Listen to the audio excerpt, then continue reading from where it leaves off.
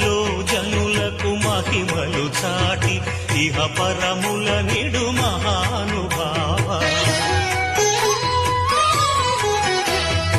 ఇష్టమైనది వదిలిన నీకడ ఇష్ట కామ్యములు తీర్చే గణపతి.